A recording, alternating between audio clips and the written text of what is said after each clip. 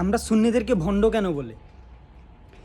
একটা দলের নেতৃত্বে যারা দেয় তারা যদি খারাপ হয় তাহলে ওই দলটাকে, ওই সংগঠনটাকে খারাপভাবে বিবেচনা করা হয়।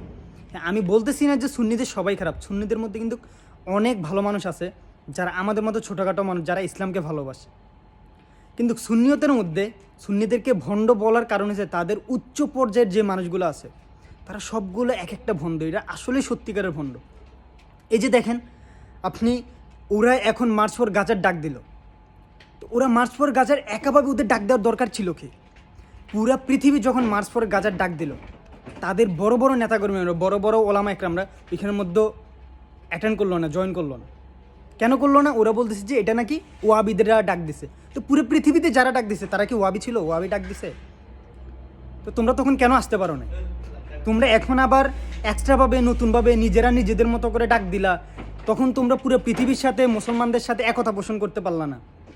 মানে ওদের ব্যাপারটাই হইতেছে এরকম যে মানে ওরা ওদের সবার আগে আমাদের পরিচয় আমরা মুসলমান, কিন্তু ওদের এই পরিচয় না।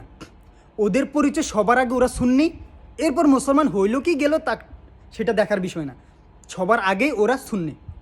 ব্যাপারটা যদি এরকম যদি না হইতো তাহলে পুরো পৃথিবী যেখানে একতা পোষণ করে ইসলামের জন্য, ফিলিস্তিনের জন্য, বাইতুল মুকাদ্দাসের জন্য এক হয়ে আওয়াজ তুলে রাজপথে নামলো, পুরো পৃথিবী যেদিন মুসলমানদের পক্ষে ছিল তারা সেদিন মুসলমানের পাশে এসে দাঁড়ায় নাই। কিন্তু আমি বাংলাদেশের সুন্নিদের কথা বলতেছি, তারা মুসলমানদের সাথে এসে একসাথে হয়ে কাঁধে কাঁধ মিলিয়ে কিন্তু আন্দোলন করে নাই, অংশগ্রহণ করে নাই, ফিলিস্তিনের পক্ষে কথা বলে নাই।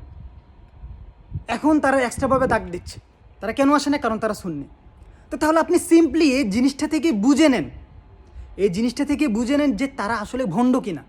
তারা যদি ভণ্ড যদি না হইতো তাহলে তারা সবার আগে মুসলমান এই পরিচয় দিয়ে সবার সাথে একসাথে এসে রাজপথের মধ্যে আন্দোলন করতো, ফিলিস্তিনের পক্ষে দাঁড়াইতো। যেদিন পুরো পৃথিবীর মধ্যে মার্চ ফর গাজা হইতেছে ওই দিন তাদের ওলামা একরাম, আলাউদ্দিন জিহাদি সহ আরও কয়েকজন কী করলো, সেফ বাইতুল মুকাদ্দাস। আচ্ছা ওইটা গেল, এরপরে যাই এই যে তাহিরি মাহিরি আরও যারা আছে কিনা ওদের নামও জানি না আমি। এরা সবসময় তো দেখছেন আওয়ামী লীগের দালালি করছে, ভারতের গোলামি করছে। ওই শেখ মুজিব অলির বংশধর ছিল, শেখ হাসিনা অলির বংশধর। তারপরে ওদের সুন্নিদের বড় বড় নেতাকর্মীরা যায় আওয়ামী লীগের, প্রকাশ্যে আওয়ামী লীগের চাইতেছে। তো যারা ফ্যাসিস্ট হাসিনার দূষর, যারা স্বৈরাচার হাসিনাকে ক্ষমতায় টিকিয়ে রাখার জন্য, ক্ষমতায় রাখার জন্য সাপোর্ট করছে, আপনি বলবেন যে ওরা আবার ইসলামকে ভালোবাসে? আপনি বলবেন যে ওদের হাত ধরে আবার ন্যায় পরায়ণ, ন্যায় সৃষ্টি হবে, ওরা আবার ভালো? তাকে ভণ্ড না বলে ভাই বলবো কি?